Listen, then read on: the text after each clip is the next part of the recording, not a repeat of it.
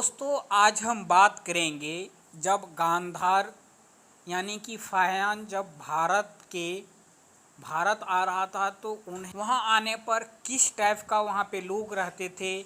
और उसके बाद तक्षशिला की बात करेंगे कि तक्षशिला का नाम तक्षशिला ही क्यों पड़ा। तो सबसे पहले गांधार आने के बाद उसने क्या देखा अपने जीवन काल में, उन्होंने जब यहाँ आने के बाद भारत के लोग वहाँ पर किस धर्म की पूजा करते थे, आज हम पूरी बात उसके बारे में बताएंगे। 5 दिन की यात्रा करने के बाद फाहियान अपने साथियों के साथ गांधार देश में आया।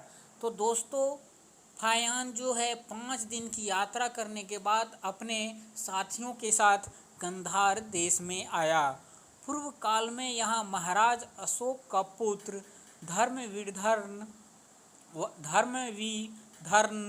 राज्य करता था। तो दोस्तों पूर्व काल में जैसा कि उनको ज्ञात है कि अशोक का पुत्र यहाँ पे राज करता था। इसी स्थान पर बुद्ध सत्य की दशा में श्री बुद्ध देव ने अपने नेत्र दूसरों के कल्याणार्थ दान किए थे।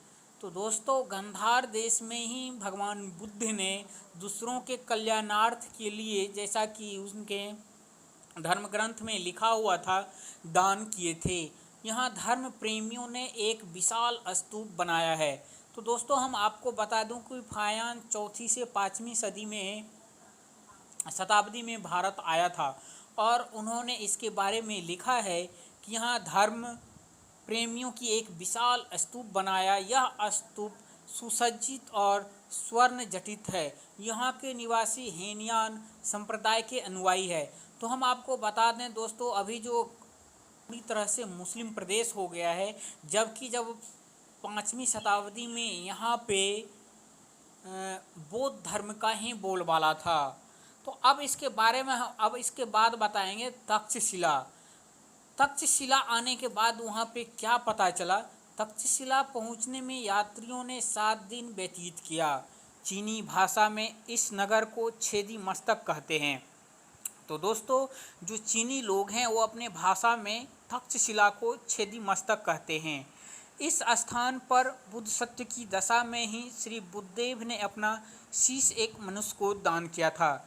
तो दोस्तों यहाँ बुद्ध धर्म के अनुसार बुद्धदेव जो हैं वह एक मनुष्य को अपना शीश दान किया था। इसी कारण इस स्थान का नाम तक्षशिला पड़ा। तो दोस्तों आप ये जानिए बुद्ध धर्म के अनुसार इस जगह का नाम तक्षशिला क्यों पड़ा। क्योंकि भगवान बुद्ध के जो अवतार थे बुद्धदेव, वे अपना शिष्य जो है एक मनुष्य को दान में दे दिया था। इसी के कारण इस स्थान का नाम तक्षशिला पड़ा।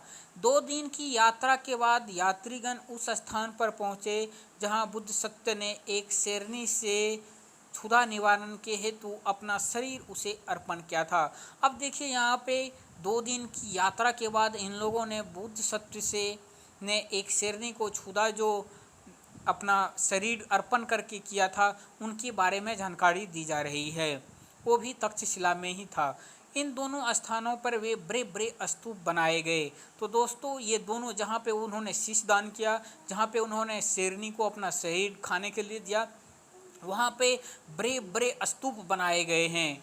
इनमें बहुमूल्य जटिल रत्न हैं। राजा, मंत्री और साधारण मनुष्य सभी इन स्थानों की प्रतिष्ठा करने में अपने को गौरव समझते हैं। तो आप समझ सकते हैं दोस्तों, राजा, मंत्री और साधारण मनुष्य भी यहाँ आने के लिए अपना प्रतिष्ठा, अपना गौरव समझते हैं। रात दिन यहाँ मेला लगा रहता है। अब दोस्तों सोच सकते हैं फाहियान जो है वह 5वीं शताब्दी में भारत आया था और भारत के बारे में लिख रहा है कि वह पूरा बौद्ध धर्म था। यहाँ ना हिंदू धर्म था ना कोई धर्म था, पूरी तरह से बौद्ध धर्म था। लोग दीपक जलाने और फूल चढ़ाने हेतु दिन रात यहाँ आते रहते।